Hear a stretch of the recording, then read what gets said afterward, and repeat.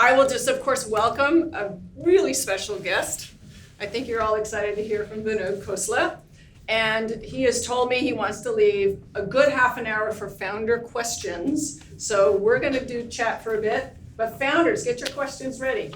This is the time to ask someone who obviously has had decades of experience and is still smiling in venture capital. So we're really excited to chat. I met somebody from my first, is this turned on? Yeah, we can hear you. From my first startup just now, employee number 12 at Daisy Systems. Yeah, there he is, Mark. Yeah. That's awesome. So quick bio, even though Vinod doesn't need an introduction, but I love the way they put this bio together, and you'll know why in a minute. Vinod is, of course, an entrepreneur, investor, and they put in his bio, technology fan, totally agree. Founder, of course, of Khosla Ventures, and he's really focused on impactful technology, social entrepreneurship, technology for good, and we're going to talk a bit about that. I think that's really, really important that someone so luminary in the industry is really making this a front and center goal for his investing. That's really important. He, of course, founded Daisy Systems, and then a little company you've probably heard of called Sun Microsystems. And his greatest passion is being a mentor to entrepreneurs, assisting entrepreneurs and helping them build technology-based businesses. Vinod went to IIT in Delhi. He got a master's in biomedical engineering, so he's had a lot of cross-training, and he got an MBA with our friends down at Stanford. So that's a little bit about Vinod. Yeah, I was an electrical engineer. My master's was at Carnegie Mellon in biomedical engineering. Fantastic. I know you're a big fan of cross-domain thinking, so we can talk about that as well. Well, first of all, we'd just love to hear from you. What are you excited about? What in technology is making you get all excited these days? You know, I hate to say this, but everything. Okay. Till recently,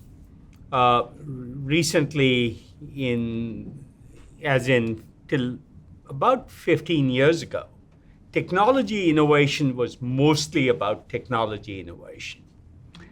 And with the advent of the mobile phone around 2007, it became about a broader set of things. So think Uber, transportation, DoorDash, all those things. What's really, really exciting if I look at the next 10 or 15 years sitting here, so imagine from today to 2040, a 15-year outlook, it's about everything. And that's whether you're designing new drugs, whether it's food, whether it's transportation, I find it hard to imagine an area where AI-based technologies won't have a large impact. And when you intersect it with other technologies in development, for example, many people in bio here, you look at the tools coming online in that space. I just heard of a project, somebody mentioned sequencing a billion cell transcriptomics. I mean, sort of blew my mind. So between the tools, the data in other areas, in almost every area, combined with what AI can add, because we can suddenly use data at the billion cell level. We were restricted to relatively simplistic statistical techniques before then. It's very exciting. I think in this area, we have one of the really exciting startups. There's a small startup that's doing weather prediction. And they think already the small group of single-digit number of people believe they have the most accurate weather model in the world, period. So despite those multi-million-dollar big computers that are used for tens of millions of dollars, computers used for weather forecasting, they're already doing better. And they have a plan within a year or so to have 5 times more weather data than the rest of the world combined, and then use their model. And it's sort of like stunning how much you can do. So I get pretty excited about everything because these technologies are really starting to affect everything. And when I look at, from my perspective, about 10% of the world, so imagine 700 or 800 million people, have a rich lifestyle. And by rich lifestyle, I mean rich in housing, rich in education, rich in entertainment, rich in healthcare. We drive good cars. No matter what services or resources you're talking about 10% of the people on the planet have a rich lifestyle. Now imagine how many people in climate? A couple of hands. Another one of my favorite areas. The problem is every area is my favorite area. I'm so curious about all these areas. If we have 7 or 8 billion people have this level of richness in our lifestyle, first, it's possible. 2, current course and speed, we destroyed the planet. Right? Can you imagine 10 times more cement, 10 times more cars, 10 times more steel? It boggles the mind. So why I bring that up is technology is enabling us to look at all these areas and say, how do we multiply resources and consume very differently, produce very differently? I'm very excited about what biomanufacturing can do. I think today we use it for such narrow areas like drugs. Why shouldn't all plastics be biomanufactured? So no matter where I look, food is really exciting. We can talk about any of these areas, so hopefully we can get to your questions. Okay, awesome. But I'm known for long-winded answers. But interesting. So that's the key. So this is a group of mostly pre-seed and seed founders. What would you tell them about? I have to say one thing. There's how many people have seen a TED Talk I gave about 8 weeks ago, right? I argue only entrepreneurs can change the world. Mm-hmm. In the 40 years I've been doing innovation, my first startup was in 1980, which was Daisy Systems. So it's a little more than 40 years I've been in this world. On both sides of the fence.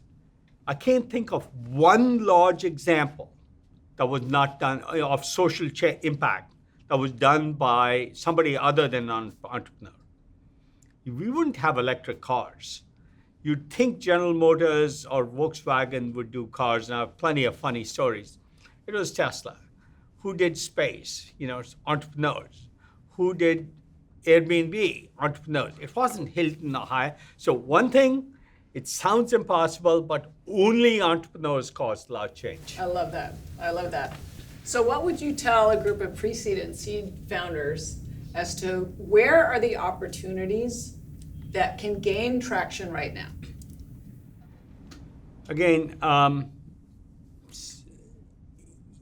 let me give you examples of all the things in the recent past. So let me not look historically because it's easy to cherry pick old examples. So let me just say, in the last 5-6 years, what have people said to me is impossible, and suddenly, even 5 years later, it's possible. It was 2018 that we decided to invest in OpenAI. Literally, the number of people who told me I was crazy. It was a nonprofit. There was lots of reasons not to invest. It was an odd structure. There was no proof. They didn't have a business plan. They didn't know if they'd ever get revenue from where. And I made the largest initial investment by a factor of 2 I made in 40 years. So think about it. Wow. Right? Just bet on it with more conviction than it probably warranted, but people said that was impossible. Human level intelligence was impossible. Now the only question is when, not if. Same year, 2018, was a very productive year. I decided the world needed fusion. I worked with a gentleman. So I met this guy who was a senior fellow at the MIT Plasma Fusion Lab, and we started Commonwealth Fusion Systems. I said, we got to take a shot on goal because the world needs a different kind of electricity than we have today. So we did that. Another thing I did, I'm trying to give you counterproof that every area is open. So I went to my partner and said, nobody's doing public transit. And they looked at me like, startups doing public transit? Like, about as skeptical as you can get. Though Fusion's pretty skeptical too. Not a single person in the Department of Energy wanted to talk about fusion. Not one. In the Department of Energy, when we started Commonwealth Fusion, we started a public transit system. I said, there's a complete, so I saw, obviously electric cars were happening by then. Self-driving was making progress. But all it would lead to is more congestion. So we already knew Uber and Lyft were causing much more congestion. I said, this is sort of broken. And you look at any city in the world, there's 4,000 cities that should have public transit. 200 have them. Why? Because it doesn't work. Now, what can't you do in a city is expand street widths. That's the one thing in most places is fixed. So I started with the problem of the following way. How do I maximize passengers per hour per foot or meter of road width? And I said, let's design a public transit system that fits in a bike lane and has 100-fold the capacity of bike lanes, 6 to 10-fold the capacity of cars. And we just started from scratch and built one. And now everybody said, and we couldn't get it financed. You know, we did the seed financing in every subsequent round because there was nobody willing to finance public transit startups. Because how do you even, How do you make money? How do you make money? So San Jose decided to build a public transit system from the airport to the new Google campus to the old Apple campus. And we weren't invited to bid. We just bid over the transom. And we won it outright because they couldn't find a reason this wouldn't work. We said we won't need much public funding. Every other project wanted lots of public funding. We said we do a public transit system on demand. That means the vehicle shows up when you show up. You don't meet the schedule public transit system. So we inverted the notion of public transit. There isn't a schedule, it's on demand. And it doesn't stop anywhere because these are personal vehicles, it's point to point. When you think through this, turns out you can put the capacity of a light rail system in a bicycle lane width, make it on demand, make it the same price as light rail without losing money every year, which is every public transit system that we know of, definitely in the Bay Area. So all I'm saying is there isn't an area, I told you I give long-winded answers, that isn't open to innovation. That's fabulous. We love that. So what these founders are wondering is, how do you recognize a founder you want to invest in? So talk about that. I know you invested in a AI physical therapy company based on a cold email, but talk about to these founders, how would they stand out to you? So let me take that example. This Portuguese gentleman, PhD, fresh out of his program, no experience, sent me an email.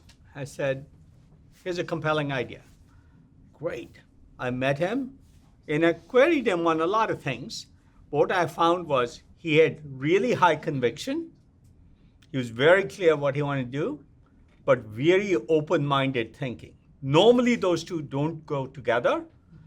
Entrepreneurs have conviction because every startup you will discover is hard, where the ups are up high, where the highs are high and the lows are really low. And you have to essentially keep your conviction of what you're trying to get done through that. Yeah. Then you have to make sure that you're gathering all the information, all the opinions you can, so open-minded, so you learn and evolve quickly. By necessity, entrepreneurs are doing new things that haven't been done before. So there's no rule book. You don't go hire somebody from IBM who's done IBM for 20 years. That experience will kill you, for sure. By the way, I said earlier, I haven't seen a large, impactful startup done by, or impact change done by institutions of any sort. It's also true that none of them were done by people who had experience in the area. So naivete is a huge example, but it takes then first principles thinking in very rapid learning rate. So when we do when we look at a YC startup, for example, the first question I ask the partner is, how much has this person changed in the last 3 months? Same applies to a 6-month program. How much have they evolved their learning? Because great entrepreneurs learn rapidly. They don't know a lot. They're inventing a new area, but they learn very rapidly. They ask a lot of first principles questions and do first principles thinking. So, a few things. So demonstrating that you have a goal and you're 100% convicted you're getting to that goal, but you don't know exactly how you'll get there, Yeah. I think is what Figure you're it saying. out is most of what startups Yeah. do. Yeah, and that we look for that too here, coachability, right? Yeah. Are they going to benefit from Well, I this? tell the junior people, they'll often come and say, this, and this won't work in a startup. And I always say, don't give me the reasons you don't want to invest. Give me the reasons you want to invest. If there's a big prize at the end, if the consequence, so most people focus on reducing risk to the point where the probability of success goes up, but the consequences of success are mostly inconsequential because you've reduced risk and sort of normalized everything to what's already existing. I don't mind a 90% chance of failure if the consequences of success are really consequential, like an OpenAI, like Fusion, like Impossible Foods, no matter what, GitLab, that was 4 people when we invested. So I focus a lot and then say, can we figure out a way past all the reasons not to invest? But you don't start with reasons not to invest. You start with what's the big prize, and then say, can we at least create enough optionality to try alternative paths? And that's something I recommend to all entrepreneurs. Things will go wrong. Things are hard. Don't not acknowledge them. Acknowledge them and look for all the ways you can find alternatives, or all the ways you can create option value where you're zigging and zagging. So the short form of this is, and this is a really important cultural characteristic for entrepreneurs. You stay obstinate about your vision. You stay really flexible about your tactics. Well said. The other way I say it is, and much more visible, is nobody ever got to Mount Everest by charting a straight path to the peak. You zig to the right, you go to base camp, then you go to camp 1, camp 2, camp 3. So the path to Everest is cleverly planned, but it is not a straight path. And so this is the way for startups to think about, how do I get to base camp, have stability, have enough credibility, then sort of go on and on from there. And these are more really important cultural characteristics. So speaking of culture, we talk a lot about that at SkyDeck. one of the biggest impacts on culture, if not the biggest, is of course who you hire. So talk to these founders who, many of them are hiring their first CTO or their first BD or their first new team member. Yeah. Do they hire for someone who has the right experience? Are they just looking for passion? Talk to them about that. So there's a couple of zingers I use to explain this process. The first is, and some of you may have seen it on Twitter because it gets retweeted a lot, the team you build is the company you build, not the plan you make. Because plans change and evolve, very few startups look like where they started. But the team you build is what helps you evolve the plan. So first, it's way more important than people realize. And I often get this like, okay, I just need to hire a software hacker to go to the next step, and then we'll build a team. The first 10 people determine mostly where a startup will go. In that stage in looking at it. And the other zinger I use is there's a massive difference between a $0 million company and a $0 billion company. They may have zero in revenue, which hopefully I expect most of you do have zero. But the mindset is very different in how you build a team. And somebody here mentioned they helped me hire Bill Joy. Bill Joy was at Berkeley. He was king of the hill in open source, Berkeley Unix.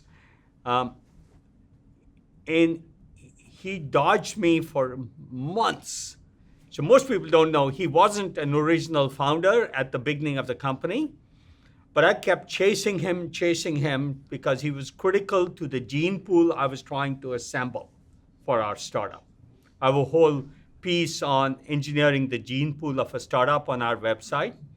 A lot of resources, all this is on our website in one form or another, because whether it's talks or writings or other things over the years, I make it available. Getting Bill Joy at Sun was absolutely critical, and we chased him. I think it took 6 months, and we still made him a co-founder, because I didn't care about the title. I cared about getting Bill on board. And we chased him, and I was in my 20s. It was a long time ago. I still feel like I'm in my 20s the way I act like a child. I'm curious about it. But it mattered. And most people look at assets, not people. So Andy Bechtolsheim was the other founder. Bill was doing his PhD, so was Andy Bechtolsheim. And Andy had licensed, so Sun stands for Stanford University Network Workstation. That's where the word Sun came from. And Andy had built this as a graduate student as part of his PhD. And he had licensed it to 6 or 8 people, including one other company funded by John Doerr and Kleiner Perkins. And I said, I don't want to license your technology. I want you. I want the goose that laid the golden egg. I don't care about the golden egg. And this gets so underemphasized by early stage founders that first, with all the licenses he had done well ahead of Sun, I assembled a team. I didn't know what I was doing, and most founders in their 20s don't. But I just wanted awesome people, still do. And that made all the difference. None of the others succeeded with licenses, multi-year head start, good venture funding. None of it mattered. The key people mattered. Well said. Well said. So as a tactical for these companies that are looking to hire, give them some tips on process. Like how do they go about and find and then recruit these? I'll tell you what not to do. Don't rely on experience too much. Okay? If somebody's done marketing at Google for 10 years, or at HP, God forbid, or Cisco. First, if you, I shouldn't say this. I'll be polite. We are filming. We can edit it out, though.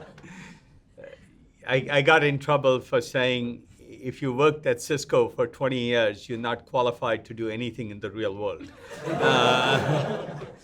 See, there I said it. It's so important. People say, this person's done this for 20 years. They've done this in a world that changes 1%, 2%, or 3% a year. You're trying to change the world 100% a year. Those are completely different skill sets.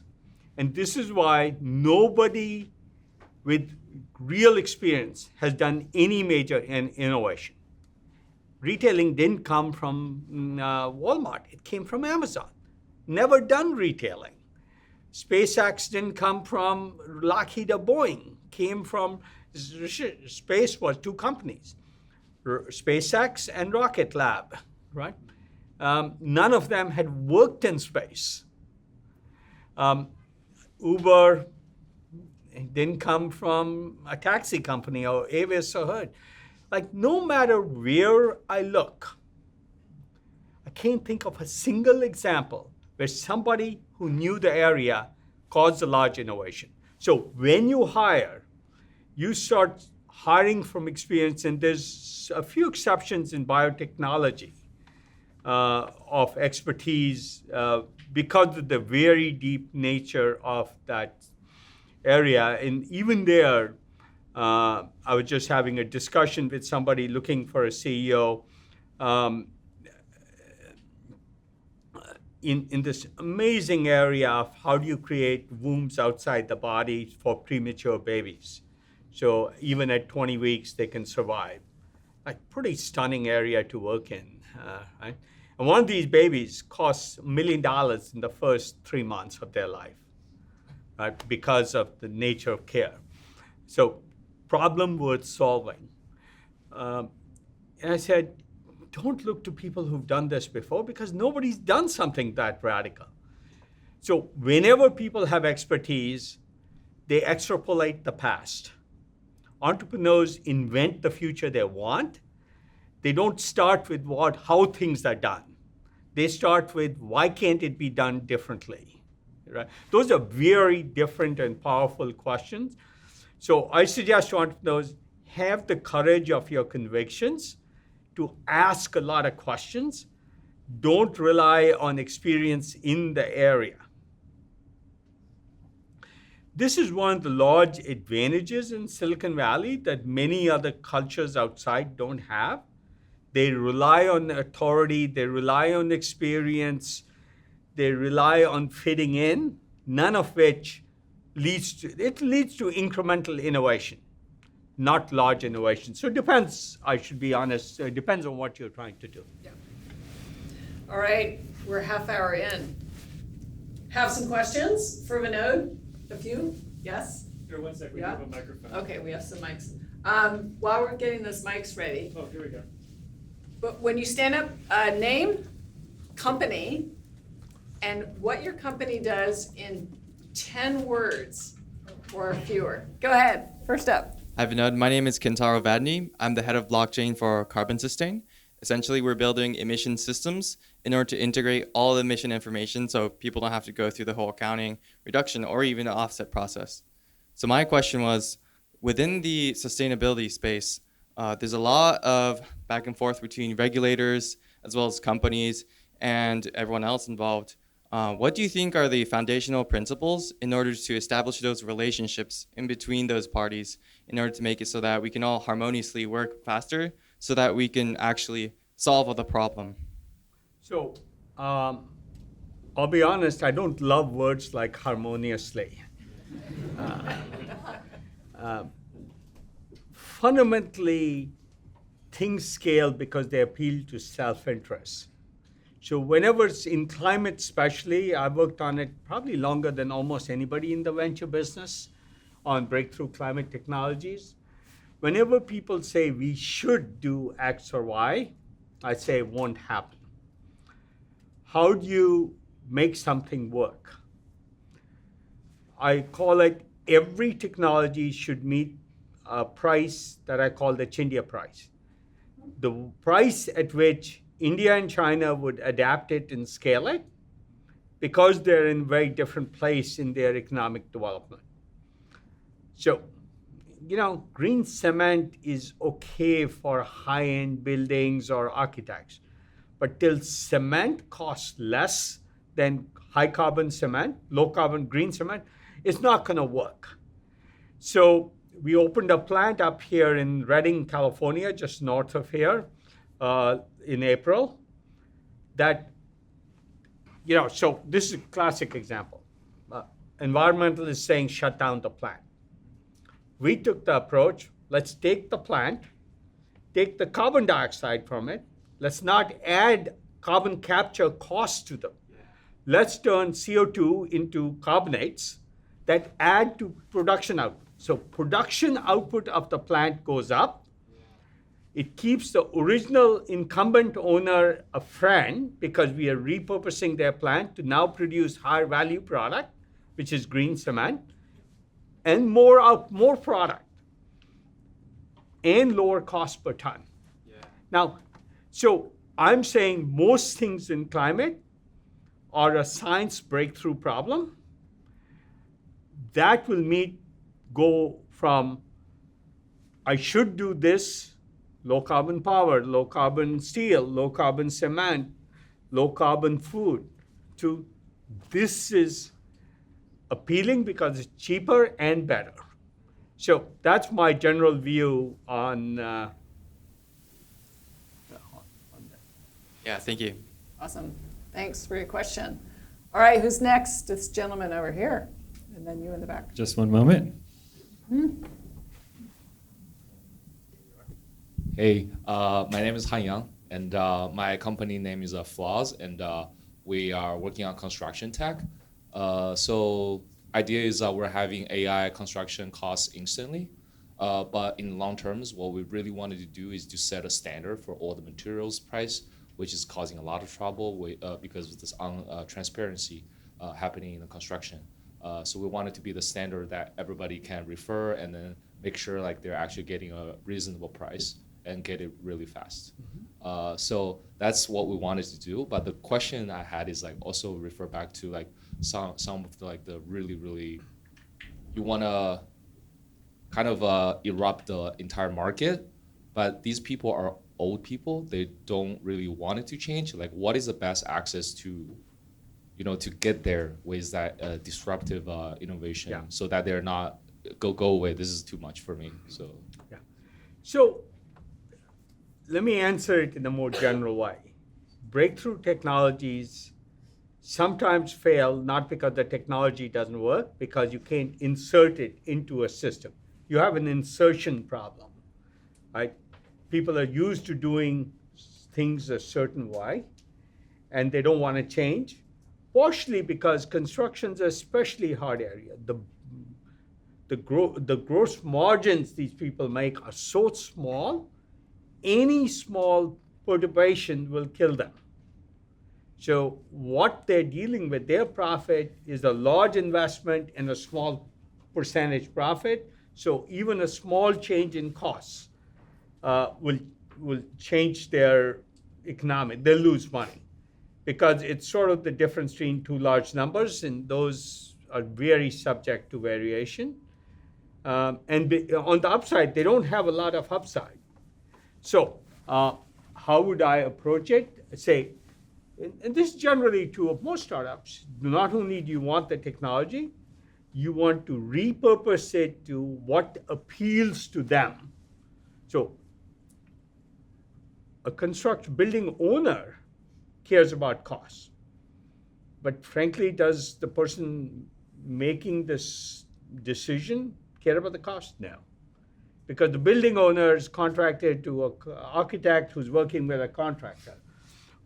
So what does a contractor or developer care about? Time and labor, right? So if you can make their project go faster, I'd start with faster before I went with cheaper. For example, you can't increase costs, but the focus should be how do I let them make decisions faster, because they're just waiting to move on to their next project. And if it's a developer, it's the velocity of money they care about. Anything that's invested in this building, they can't get out till it's finished and they can sell the building and move on to the next one. So looking at the consumer's point of view and making sure insertion becomes easy is very important. That's a great point. Every startup is some combination, hopefully all three, of cheaper, faster, or better. And understanding which one of those is the lever is really important. Yep. So for construction, for you, faster, but for others it might be cheaper. And for all of you, it's some way of better, or completely different, actually, would be another way. All right, thanks. Thank you. All right, we're gonna finish this side and then we'll go to this side of the room. So this gentleman back there. Hi, Vinod. My name is Phil Lee. I'm actually a mentor here. I wanted to get your perspective of Clean Tech 1.0 versus what's happening today. Do you think that the VC community today has a good grasp of how long and how much capital it takes to build a lot of these companies? Yeah. And related to that, what can VCs do to speed that up? So I think I just don't even look at the misnomer of Clean Tech 1.0. The nature of venture capital is most startups fail. That's bad news. The good news is a few succeed, and a few succeed in a very big way. You can't sort of say, did X startup work? Look at Databricks and say, what are all the other startups that failed that tried to be Databricks? Right? And that gets lost in clean tech.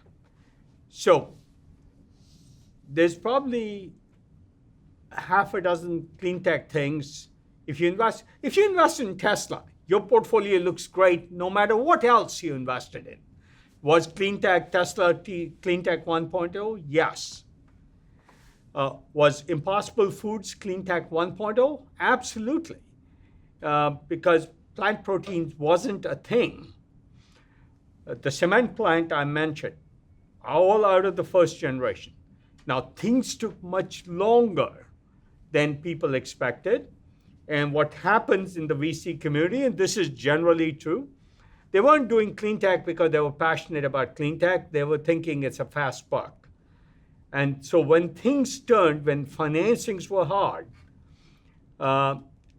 these VCs all sort of shut down their portfolios. I will tell you,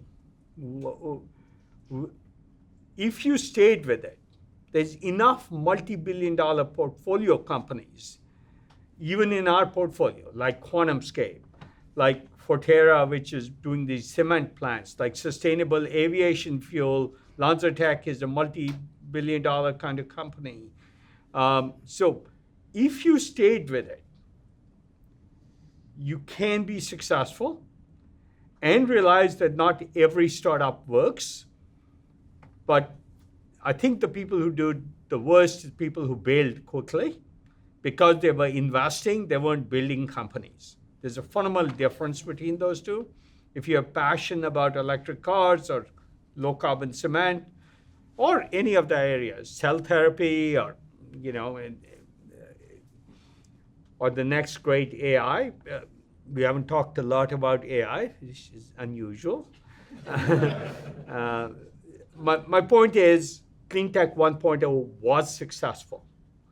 If Tesla was in your portfolio, any of these companies, and look, in Clean Tech 1.0, the valuations going in were very low.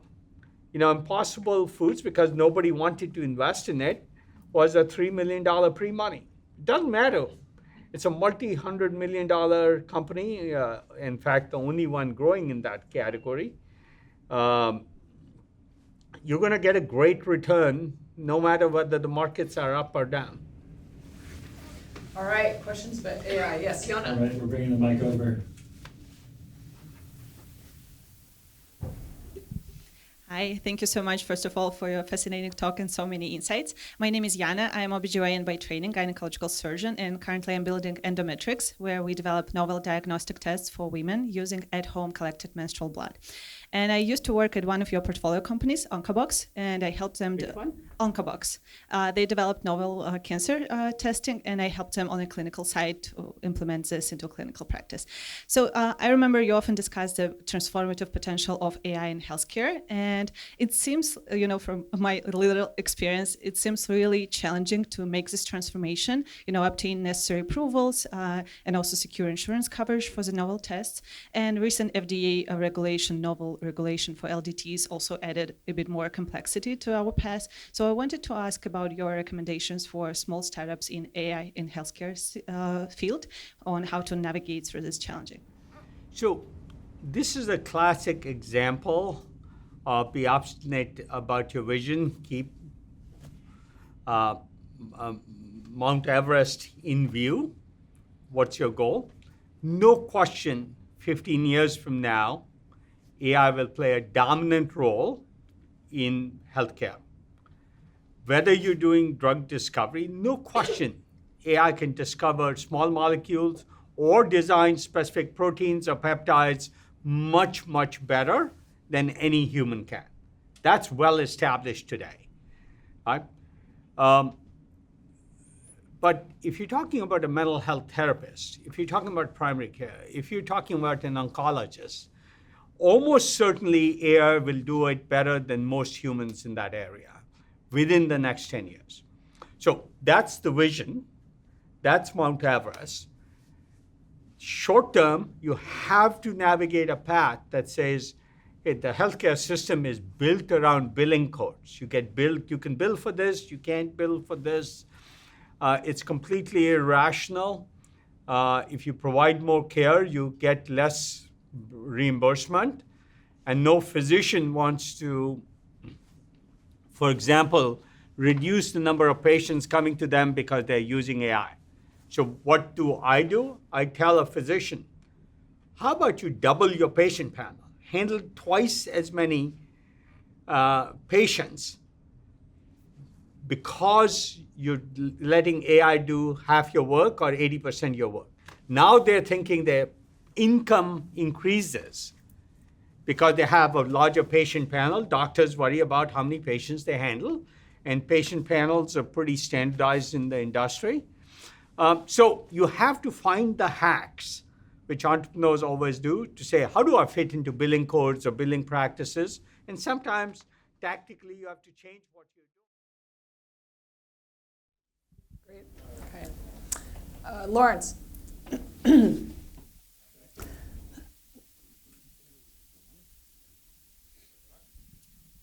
Hey, yeah, so I'm Lawrence. I've founded Vanillus Technologies. I already elevator pitched you earlier, but we're doing machine learning and GPU accelerated physics simulations so engineers can develop more optimal designs and move more quickly.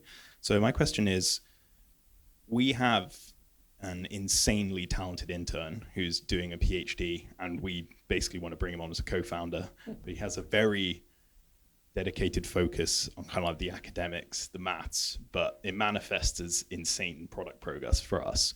How have you seen it in the past where you've got people who've got a sort of, a very deep sort of intellectual focus on something to bring them in and like make them see the bigger picture of what it could be? So I never finished my son's story. My biggest achievement was I sold both Bill Joy and Andy Bechtolsheim to drop their PhDs.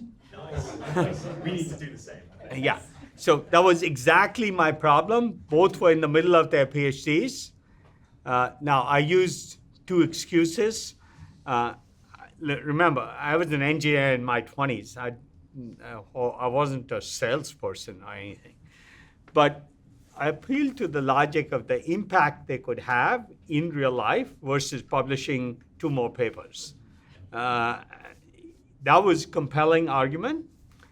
Also compelling to me was convincing them that they could always go back in a year or 2, which I expected or hoped would never happen. But for their internal rationalizing, if you put yourself in their shoes, they've invested whatever 3-4 years on something, and there's a degree.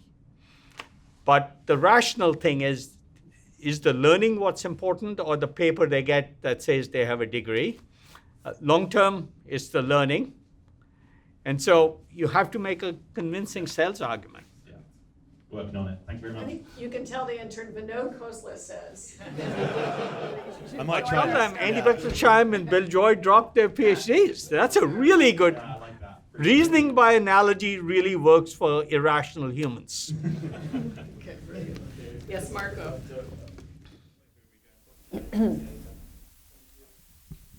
All right. Well, first of all, thank you for coming. It's amazing to have you here. And I will have hundreds of questions, but I had to find one. My company, first of all, is called Congrify. We are a solution to help companies to manage and observe payments data to optimize revenues, cost, and compliance. We were talking a lot about hiring.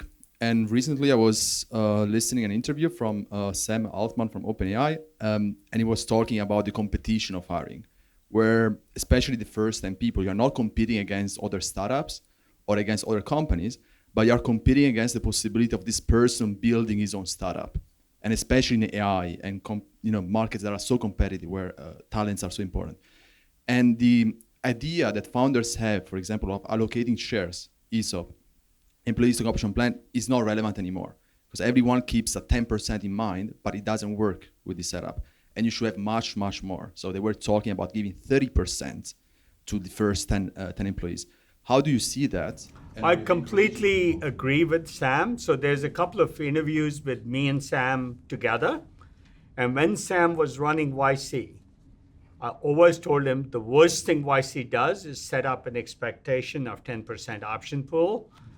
I'd set up 30 to 50%. So when my son started a company, I said, first keep a 15% option pool for a co-founder and keep a 30% option pool. And that's what I recommended. I recommend this to everybody. I think people don't enough buy the religion that the team you build is the company you build. If they do, they'll keep a big option pool. But investors, they're especially seed investors, they're looking at short-term exits. They're looking for 3 years, sell it for 3x, and that's okay. As opposed to say, I'm going to build a Tesla. And if you're building for the long term, it's that old thing. If you're building for the short term, you keep a $0 million mindset. And if you're building for long term, you build you hire the right team, no matter what it costs. I always tell people nobody's ever too expensive, which is often refrain I hear.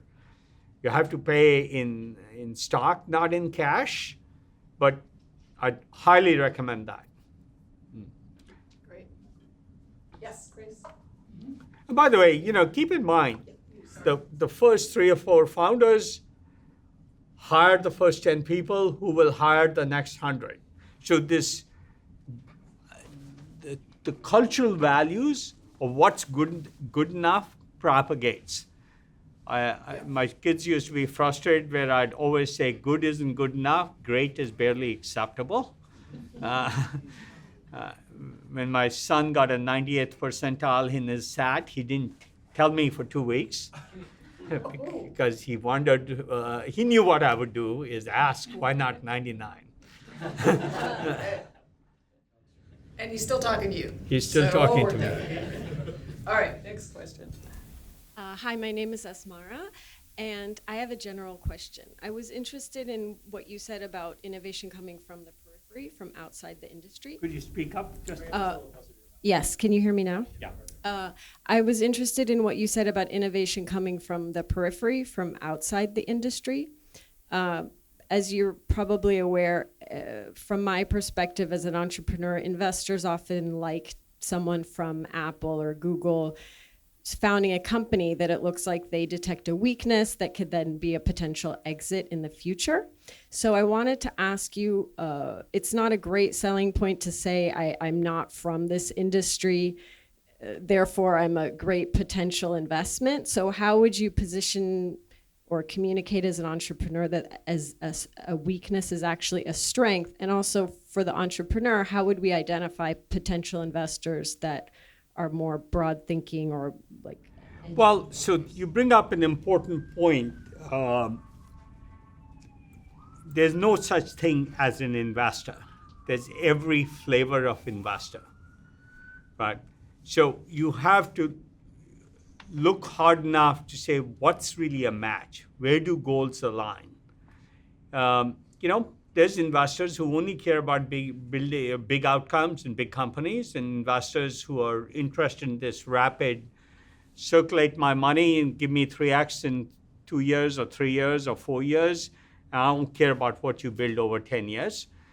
There's different types of investors, so huge differences. Some investors really care about what you're doing, or the technology you're working on. Some care about just the spreadsheets. We don't allow calculating rates of return in our firm. Nobody ever calculates a rate of return on investment because I believe that leads to the wrong kinds of decision making.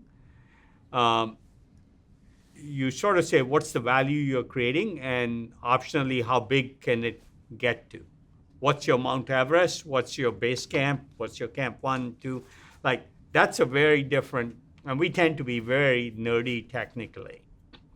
So we try and not get financial people to make investment decisions. But other firms are very different and exactly the opposite. So probably just do a lot of research of the investment firm. Yes. And what the investors And what have they invested in? Oh. Thank you. Okay, we have time for 1 or 2 more questions. Yes, gentleman here. I do apologize. I have a hard stop at 10:30. I'm going to have to rush out of here. But my email is vk@Khosla Ventures. So instead of trying to ask me a question, just email me. Awesome. Thank you for the opportunity and great talk.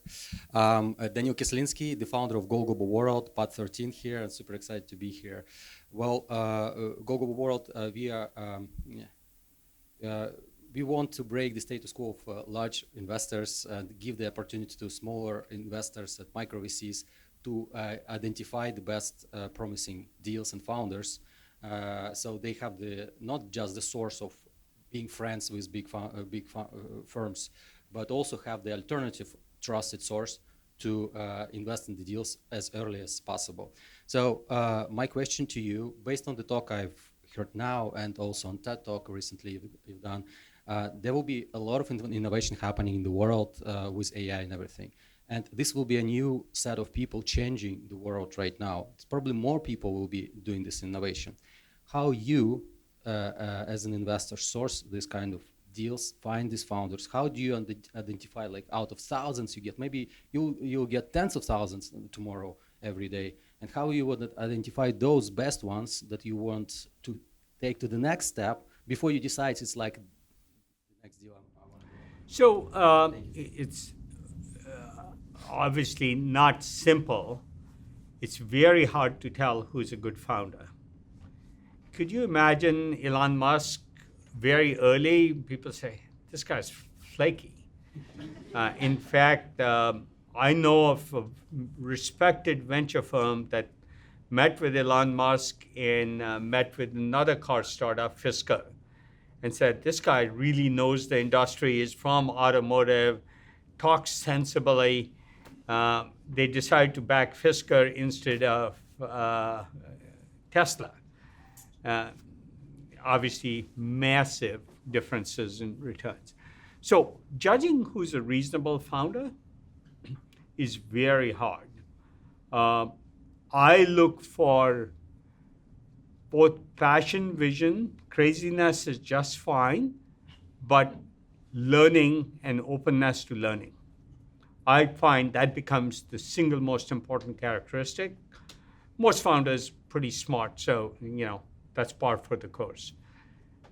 Very hard. It's a very hard skill to get right, and everybody, including us, we make lots of mistakes. Okay, one quick question. One last one, make it a good one. Ben, go ahead. Just one moment. Hello, I'm Ben from Cindy. We're building the future of the higher education system. We're building the future of the higher education system through digital teaching assistants for university faculty, and also providing a way for students to be able to earn micro-credentials in their degrees over time. I've actually been trying to email you for like 6 months, but... Yeah, so my question is for founders that are really mission-driven and they're quite action-oriented, they have a bias to action, and they have this vision of the future that they want to create, but they don't necessarily have the technical expertise to actually create a scientific breakthrough in that field. Would your advice be to go out and recruit those people, or for that person to become the technical expert themselves so that they can make their own scientific decisions? A little bit of both, but get a co-founder who can solve the problem. Now, do email me again, because I try and teach our team respect for founders by always responding. So I get worried when somebody says they didn't get a response. I'll normally assign it to somebody, and I do go through all my email and sign it. This particular area, my wife runs a nonprofit called ck12.org, and the goal is globally to provide free tutors to every kid on the planet for STEM education. And you can go to their website, and the tutors are pretty amazing, and if your kids are at that age and want a tutor, they should be using it. So very large impact like that is possible. Higher education, there's a lot more money, so you can have more of a for-profit. Again, insertion becomes your key issue. There's a hierarchy of degrees that people are used to instead of a hierarchy of skills. I always say, if you're doing higher education, then approach it with, you want to apply for this job, we'll train you for this job, as opposed to we'll get you a master's or a PhD. Make it very purposeful for your consumer to say, you didn't qualify for this job, you want that job, it pays better, more interesting, whatever. Go after that, the training, which is the micro. Exactly. Yeah, I think it's a pretty important idea, but I'd start with people who are already out of school. One can't afford full-time in school, so you're not competing with conventional wisdom of how you get an education. And if enough people are getting jobs, you'll get virality. Thank you all very much. I do apologize, I have to run.